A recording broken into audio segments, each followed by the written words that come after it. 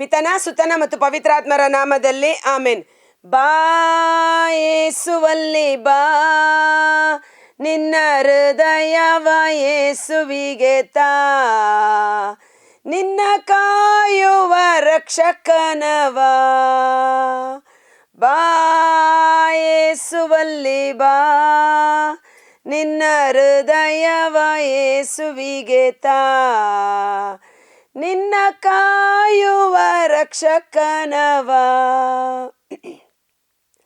ಪ್ರಭು ಕ್ರಿಸ್ತರಲ್ಲಿ ಆತ್ಮೀಯ ಸಹೋದರ ಸಹೋದರಿಯರೇ, ಇಂದು ಕಥೋಲಿಕ ಧರ್ಮಸಭೆ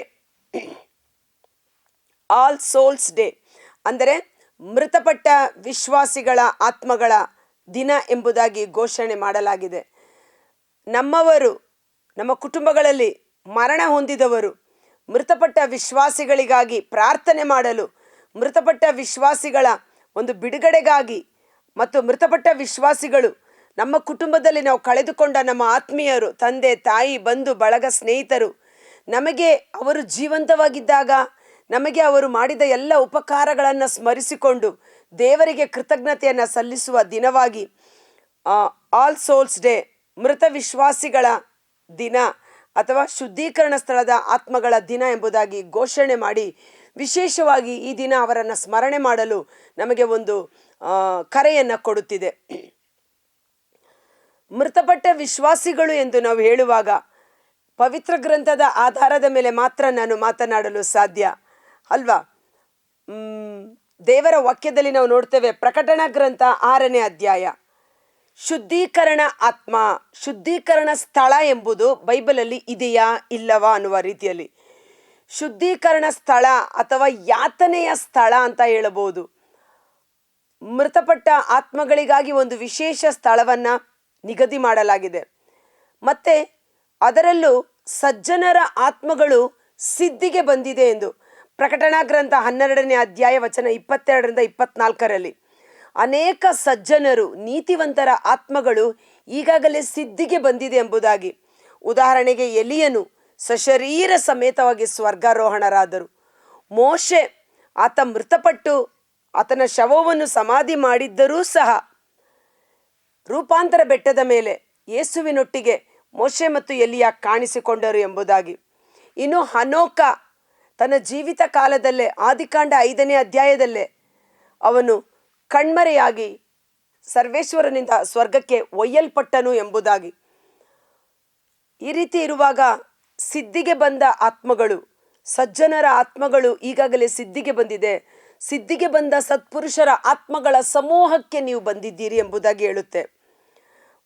ಇನ್ನು ನಾವು ನೋಡುವುದಾದರೆ ಯೇಸು ಸ್ವಾಮಿ ಕಲ್ವಾರಿ ಶಿಲುಬೆ ಮೇಲೆ ಯಾತನೆ ಪಡುವಾಗ ಎಡಗಡೆ ಮತ್ತು ಬಲಗಡೆ ಇಬ್ಬರು ಕಳ್ಳರಿದ್ದಾಗ ಆ ಬಲಗಡೆಯ ಕಳ್ಳ ಪಶ್ಚಾತ್ತಾಪ ಪಟ್ಟು ಯೇಸುವನ್ನು ನಂಬಿದಾಗ, ಇಂದೇ ನೀನು ನನ್ನೊಡನೆ ಪರಂಧಾಮದಲ್ಲಿರುವೆ ಎಂದು ಆತನಿಗೆ ಪರಂಧಾಮದ ಸೌಭಾಗ್ಯವನ್ನು ದೇವರು ಅನುಗ್ರಹಿಸಿದರು.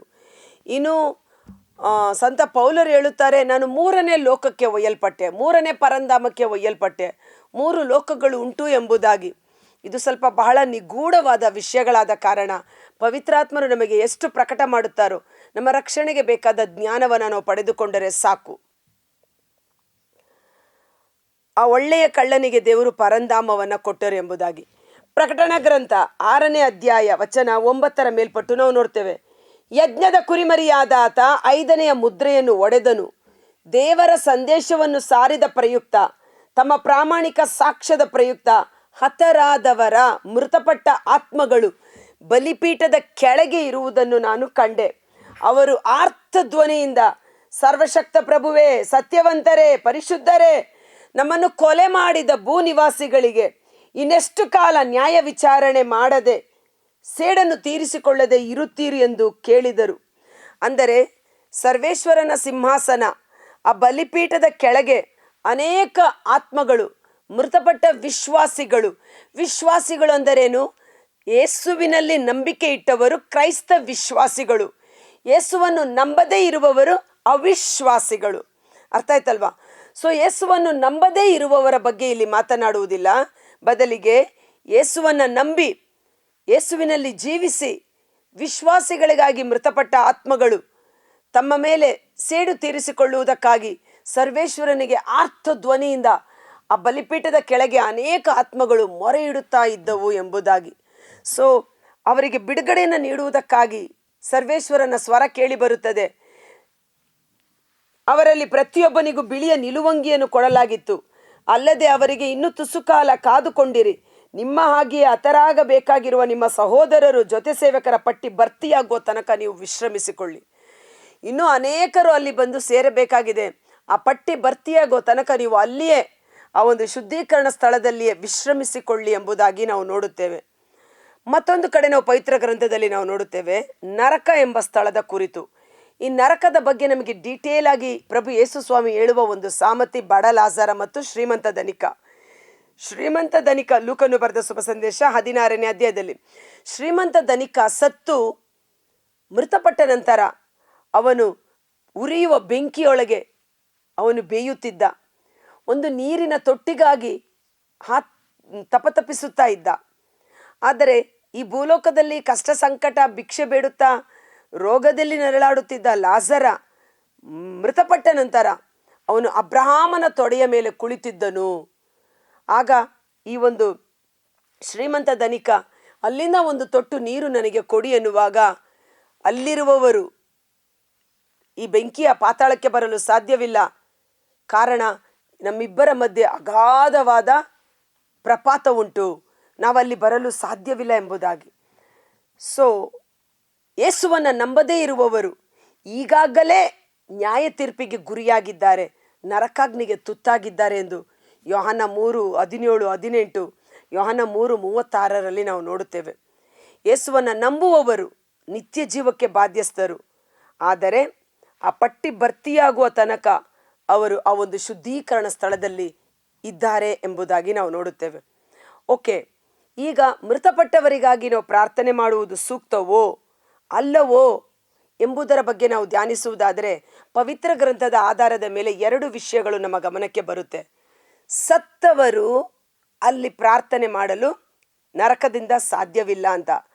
ಆ ಒಂದು ಅಬ್ರಹಾಮ ನನಗೆ ಒಂದು ತೊಟ್ಟು ನೀರು ಕೊಡು ಅಂದರು, ಅವನಿಗೆ ನೀರು ಸಿಗಲಿಲ್ಲ. ಆ ಒಂದು ಶ್ರೀಮಂತ ಧನಿಕ ಅಬ್ರಹಾಮನ ಬಳಿ ಒಂದು ತೊಟ್ಟು ನೀರು ಹಾಕೊಂಡ್ರು, ಅವನಿಗೆ ನೀರು ಸಿಗಲಿಲ್ಲ. ಹೋಗಲಿ, ನನ್ನ ತಮ್ಮಂದಿರು ಈ ಸ್ಥಳಕ್ಕೆ ಬರದಂತೆ, ನನ್ನ ತಮ್ಮಂದಿರ ಮೇಲೆ ಕರುಣೆ ತೋರುವಂತೆ ಆ ಲಾಜರನನ್ನು ಕಳಿಸು, ಅವರು ಮನಪರಿವರ್ತನೆ ಹೊಂದುತ್ತಾರೆ ಎನ್ನುವಾಗ ಲಾಜರನನ್ನು ಕಳಿಸಲು ಸಾಧ್ಯವಿಲ್ಲ. ಅವರ ಮನಪರಿವರ್ತನೆಗೆ ಬೋಧಕರು ಉಂಟು, ದೇವರ ವಾಕ್ಯ ಉಂಟು, ಪವಿತ್ರ ಗ್ರಂಥ ಉಂಟು ಎಂದು ಹೇಳಲಾಗುತ್ತದೆ. ಸೊ ಅಲ್ಲಿಂದ ಮಾಡಿದ ಪ್ರಾರ್ಥನೆ, ನರಕದಿಂದ ಮಾಡಿದ ಪ್ರಾರ್ಥನೆ ಅವನಿಗೆ ಸದುತ್ತರವನ್ನು ತಂದುಕೊಡಲಿಲ್ಲ ಎಂದು ಅಲ್ಲಿ ಪ್ರಭು ಯೇಸು ಆ ಸಾಮತಿಯಲ್ಲಿ ಹೇಳುತ್ತಾರೆ. ಆದರೆ ಸತ್ತವರು ಪುನರುತ್ಥಾನರಾಗುತ್ತಾರೆ. ಯಾರು? ಕ್ರೈಸ್ತ ವಿಶ್ವಾಸಿಗಳು. ಆ ಒಂದು ವಿಶ್ವಾಸ ನಂಬಿಕೆ ಇರುವುದರಿಂದ ಅವರಿಗಾಗಿ ಅವರು ಮಾಡಿದ ಪಾಪಾಪರಾಧಗಳು ಪರಿಹರಿಸಲ್ಪಡದಿದ್ದರೆ ಅಥವಾ ಯೇಸುವನ್ನು ಅರಿತ ಮೇಲೂ ಅವರು ಪಾಪದ ಜೀವನ ನಡೆಸಿದ್ದರೆ ಅವರ ಬಿಡುಗಡೆಗಾಗಿ ಪ್ರಾರ್ಥನೆ ಮಾಡುವ ಒಂದು ಅವಕಾಶ ನಮಗುಂಟು. ಇದನ್ನು 2 ಮಕ್ಕಬಿ ಕಥೋಲಿಕ ಪವಿತ್ರ ಗ್ರಂಥದಲ್ಲಿ ಮಾತ್ರ ಈ ಘಟನೆಯನ್ನು ನಾವು ನೋಡುತ್ತೇವೆ. 2 ಮಕ್ಕಬಿ 12ನೇ ಅಧ್ಯಾಯದಲ್ಲಿ ಬೈಬಲ್ ಇರೋರು ಆ ವಾಕ್ಯವನ್ನು ತೆಗೆದುಕೊಳ್ಳೋಣ. ಮಕ್ಕಬಿಯನ ಗ್ರಂಥ ಹೇಗೆ ಕ್ರೈಸ್ತ ವಿಶ್ವಾಸಿಗಳು ಯಹೂದ್ಯ ಜನಾಂಗದವರನ್ನು ಅಥವಾ ಇಸ್ರಾಯೇಲರನ್ನು ಅನ್ಯ ರಾಜ್ಯದವರು ಹಿಂಸಿಸಿ ಅವರ ಧರ್ಮವನ್ನು ಬಿಟ್ಟು ಬಿಡಬೇಕು, ಸರ್ವೇಶ್ವರನನ್ನು ಆರಾಧನೆ ಮಾಡಬಾರದು, ಅವರ ಧರ್ಮದಲ್ಲಿ ನಿಷಿದ್ಧವಾದ ಆಹಾರ ಪದಾರ್ಥಗಳನ್ನು ತಿನ್ನಬೇಕು, ಅವರು ಅವರ ಸರ್ವೇಶ್ವರನನ್ನು ಆರಾಧನೆ ಮಾಡದೆ ಬಾಳನ ವಿಗ್ರಹವನ್ನು ಆರಾಧನೆ ಮಾಡುವಾಗ ಅವರಿಗೆ ಜೀವ, ರಾಜನ ಆಜ್ಞೆಗೆ ಅವರು ಮಣಿಯದಿದ್ದರೆ ಅವರನ್ನು ನಾಶ ಮಾಡಿ ಬಿಡಲಾಗುತ್ತಿತ್ತು. ಅಂದರೆ ಆ ಪರ್ಸಿಕ್ಯೂಷನ್ ಡೇಸಲ್ಲಿ ಯಹೂದ್ಯರು, ಇಸ್ರಾಯೇಲರು ಹೇಗೆ ತಮ್ಮ ವಿಶ್ವಾಸವನ್ನು ಕಾಪಾಡಿಕೊಂಡರು, ಆ ವಿಶ್ವಾಸಿಗಳು ಅವರಿಗೆ ಪುನರುತ್ಥಾನ ಇದೆ ಎಂದು ನಂಬಿದ್ದರು. ಯೇಸು ಹೇಳಿದರು, ನಾನೇ ಜೀವ, ನಾನೇ ಪುನರುತ್ಥಾನ. ಜೀವಿಸುತ್ತಾ ಇರುವವರಲ್ಲಿ ಯೇಸು ಜೀವವಾಗಿದ್ದಾರೆ. ಯೇಸುವನ್ನು ನಂಬಿ ಸತ್ತವರಲ್ಲಿ ಯೇಸು ಪುನರುತ್ಥಾನವಾಗಿ ಅವರನ್ನು ಉತ್ಥಾನಗೊಳಿಸುತ್ತಾರೆ, ಅವರನ್ನು ಮತ್ತೆ ಜೀವಕ್ಕೆಬ್ಬಿಸುತ್ತಾರೆ, ನಿತ್ಯ ಜೀವವನ್ನು ಅವರಿಗೆ ಕೊಡುತ್ತಾರೆ ಎಂಬುದಾಗಿ 2 ಮಕ್ಕಬಿ 12ನೇ ಅಧ್ಯಾಯ 40ನೇ ವಚನ. ಆಗ ಪ್ರತಿಯೊಂದು ಶವದ ಬಟ್ಟೆಯಡಿಯಲ್ಲಿ ಜಾಮ್ನಿಯ ದೇವತೆಗಳ ತಾಯಿತಗಳು ಸಿಕ್ಕಿದವು. ಅವು ಯಹೂದ್ಯರಿಗೆ ಧರ್ಮಶಾಸ್ತ್ರದ ಪ್ರಕಾರ ನಿಷಿದ್ಧವಾಗಿದ್ದವು. ಯೂದ ಮಕ್ಕಬಿ ಯುದ್ಧಕ್ಕೆ ಹೋಗುವಾಗ ಅವನ ಸೈನಿಕರಲ್ಲಿ ಅನೇಕ ಯಹೂದ್ಯರು ಮೃತರಾಗುತ್ತಾರೆ. ಕಾರಣ ಏನು ಅಂತ ಹೋಗಿ ಹುಡುಕುವಾಗ ಅವರ ಶರೀರದಲ್ಲಿ ಅವರು ಯಹೂದ್ಯರಾಗಿದ್ದರೂ ಸಹ ಜಾಮ್ನಿ ಎಂಬ ದೇವತೆ, ಅನ್ಯ ದೇವತೆಯ ತಾಯಿತಗಳನ್ನು ತಮ್ಮ ಶರೀರದಲ್ಲಿ ಕಟ್ಟಿಕೊಂಡು ದೇವರಿಗೆ ವಿರೋಧವಾಗಿ ಪಾಪ ಮಾಡಿದ ಕಾರಣ ಅವರು ಪಾಪದ ನಿಮಿತ್ತ ಶಾರೀರಿಕವಾಗಿ ಮರಣವನ್ನು ಅನುಭವಿಸಿದ್ದರು. 44ನೇ ವಚನ. ಮೃತರಾದವರು ಮರಳಿ ಉತ್ಥಾನ ಹೊಂದುತ್ತಾರೆ ಎಂಬುದನ್ನು ವಿಶ್ವಾಸಿಸದೆ ಹೋಗಿದ್ದರೆ ಅಂಥವರಿಗೋಸ್ಕರ ಪ್ರಾರ್ಥನೆ ಮಾಡುವುದು ನಿರರ್ಥಕವಾಗುತ್ತಿತ್ತು, ಮೂರ್ಖತನವಾಗುತ್ತಿತ್ತು. ಆದರೆ ದೈವ ಭಕ್ತರಾಗಿ ಮಡಿದವರಿಗೆ ಮಹತ್ತರವಾದ ಸಂಭಾವನೆ ದೊರಕುವುದೆಂಬ ನಿರೀಕ್ಷೆ ಇದ್ದುದರಿಂದಲೇ ಯೂದನ ಆಲೋಚನೆ ನಿಜಕ್ಕೂ ಪವಿತ್ರವಾಗಿತ್ತು, ಪುನೀತವಾಗಿತ್ತು. ಆದ್ದರಿಂದಲೇ ಮೃತರಾದವರು ತಮ್ಮ ಪಾಪದಿಂದ ವಿಮೋಚನೆ ಹೊಂದಲೆಂದು ಅವರಿಗೋಸ್ಕರ ಅವನು ಪಾಪ ಪರಿಹಾರ ಬಲಿಯನ್ನು ಸಮರ್ಪಿಸಿದನು. ಮೃತಪಟ್ಟ ಸೈನಿಕರಿಗಾಗಿ ಪಾಪ ಪರಿಹಾರ ಬಲಿಯನ್ನು ಸಮರ್ಪಿಸಿ ಅವರು ಪುನರುತ್ಥಾನಗೊಳ್ಳುವ ದಿನಕ್ಕಾಗಿ ಎದುರು ನೋಡುವಂತೆ ಯೂದ ಮಕ್ಕಬಿ ಆ ರೀತಿ ಮಾಡಿದ. ಇವತ್ತು ತ್ರಿಕಾಲಗಳಿಗೂ ಏಕೈಕ ಪಾಪ ಪರಿಹಾರದ ಬಲಿ ಪ್ರಭು ಯೇಸುವಿನ ಬಲಿಯಾಗಿದೆ. ಯೂದ ಮಕ್ಕಬಿಯನ ಗ್ರಂಥದಲ್ಲಿ ರಕ್ಷಕನಾದ ಯೇಸು ಬಂದಿರಲಿಲ್ಲ, ಅಲ್ಲಿ ರಕ್ಷಣಾ ಕಾರ್ಯ ನಡೆದಿರಲಿಲ್ಲ. ಆದ ಕಾರಣ ಅವರು ಯಹೂದ್ಯ ಧರ್ಮಶಾಸ್ತ್ರಕ್ಕೆ ಅನುಗುಣವಾಗಿ ಪಾಪ ಪರಿಹಾರದ ಬಲಿಯನ್ನು ಸಮರ್ಪಿಸಿದನು. ಆದರೆ ಹೊಸ ಒಡಂಬಡಿಕೆಯ ನಂತರ ರಕ್ಷಕನಾದ ಯೇಸು ಇಡೀ ಲೋಕದ ಪಾಪಗಳನ್ನು ಪರಿಹರಿಸುವ ಯಜ್ಞದ ಕುರಿಮರಿಯಾಗಿ ಸಮರ್ಪಣೆಯಾದ ಕಾರಣ ಎಲ್ಲ ಕಾಲಕ್ಕೂ ಏಕೈಕ ಬಲಿಯಾಗಿ ತಮ್ಮನ್ನೇ ಪ್ರಭು ಯೇಸು ಸಮರ್ಪಣೆ ಮಾಡಿಕೊಂಡರು.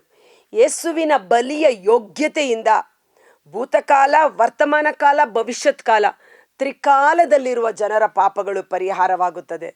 ಆದ ಕಾರಣ ನಮಗಿಂತ ಮೊದಲು ಸತ್ತವರು, ನಮ್ಮ ನಂತರ ಬಂದು ಸಾಯುವವರು, ಅವರಿಗೂ ಸಹ ಪಾಪ ಪರಿಹಾರದ ಬಲಿ ಪ್ರಭು ಯೇಸುವೇ ಆಗಿದ್ದಾರೆ. ಆದ ಕಾರಣ ಯೇಸುವಿನ ಶಿಲುಬೆ ಮರಣ ಯಾತನೆಯ ನಿಮಿತ್ತ ಮೃತಪಟ್ಟ ವಿಶ್ವಾಸಿಗಳ ಆತ್ಮಗಳ ಮೇಲೆ ದೇವರ ಕರುಣೆ ಸುರಿಸಲ್ಪಟ್ಟು ಅವರು ಸಂಪೂರ್ಣ ವಿಮೋಚನೆಯನ್ನು, ಬಿಡುಗಡೆಯನ್ನು ಹೊಂದಿಕೊಂಡು ಮೋಕ್ಷ ರಾಜ್ಯಕ್ಕೆ ಬಾಧ್ಯಸ್ಥರಾಗುವಂತೆ ಅವರಿಗಾಗಿ ನಾವು ಪ್ರಾರ್ಥನೆ ಮಾಡಬೇಕಾದದ್ದು ನಮ್ಮ ಕರ್ತವ್ಯವಾಗಿದೆ. ಮಾತ್ರವಲ್ಲ, ಜೀವಂತರಿಗೂ ಮೃತರಿಗೂ ನ್ಯಾಯ ತೀರ್ಪು ನೀಡುವ ಅಧಿಕಾರ ಪ್ರಭು ಯೇಸುವಿಗೆ ಕೊಡಲಾಗಿದೆ. ಒಂದು ಕ್ಷಣ ಕಾಲ ನಾವು ಕಣ್ಗಳನ್ನು ಮುಚ್ಚೋಣ. ಕರ್ತರಾದ ಯೇಸುವೆ, ಈ ಮುಂಜಾನೆ ವೇಳೆ ಜೀವಸ್ವರವನ್ನು ಆಲಿಸುತ್ತಿರುವ ಪ್ರತಿಯೊಬ್ಬ ಸಹೋದರ ಸಹೋದರು, ಅವರ ಕುಟುಂಬಗಳನ್ನು ಸಮರ್ಪಿಸುತ್ತೇವೆ.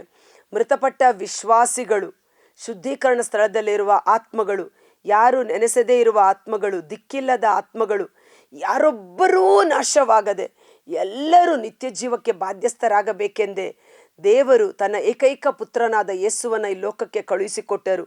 ಆ ಯೇಸುವಿನಲ್ಲಿ ವಿಶ್ವಾಸವಿಡುವವರು ಮರಣಕ್ಕೆ ಗುರಿಯಾಗದೆ ನಿತ್ಯ ಜೀವವನ್ನು ಹೊಂದಿಕೊಳ್ಳುತ್ತಾರೆ. ಆ ನಿತ್ಯ ಜೀವದ ಜ್ಯೋತಿ ಅವರ ಮೇಲೆ ಪ್ರಕಾಶಿಸುವಂತೆ ಯೇಸುವಿನ ಅದ್ಭುತಕರವಾದ ನಾಮದಲ್ಲಿ ಪ್ರಾರ್ಥಿಸಿ ಬೇಡಿ ಹೊಂದಿಕೊಳ್ಳುತ್ತೇವೆ. ಆಮೆನ್. God bless you.